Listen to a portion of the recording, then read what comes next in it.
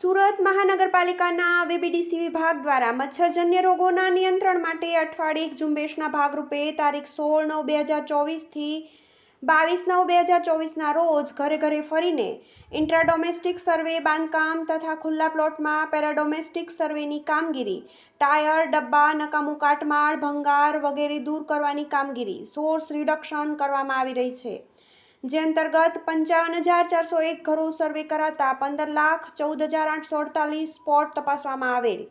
તે પૈકી કુલ 12,165 મચ્છરોના બ્રીડિંગ મળી આવેલ તથા 2,082 બાંધકામ સર્વે કરાતા 11,36,057 સ્પોટ તપાસવામાં આવેલ. તે પૈકી કુલ 2,845 મચ્છરોના બ્રીડિંગ મળી આવેલ, જેનો જંતુનાશક દવા વડે નાશ કરવામાં આવેલ છે.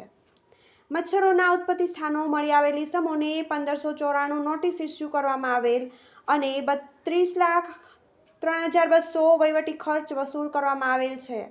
તદુપરાંત 5,840 નકામા ટાયર, ડબ્બા, ભંગાર વગેરે દૂર કરવામાં આવેલ છે. આથી જાહેર જનતાને જાણ કરવામાં આવે છે કે તમારા રહેણાંક વિસ્તારમાં તેમજ બાંધકામના સ્થળોએ મચ્છરજન્ય પરિસ્થિતિ નિવારવા સુરત મહાનગરપાલિકા વીબીડીસી વિભાગના કર્મચારીઓ તરફથી આપવામાં આવતી સૂચનાઓનું પાલન કરવા અને સંપૂર્ણ સહકાર આપવા માટે જાહેર જનતાને અપીલ કરવામાં આવે છે. TV18 news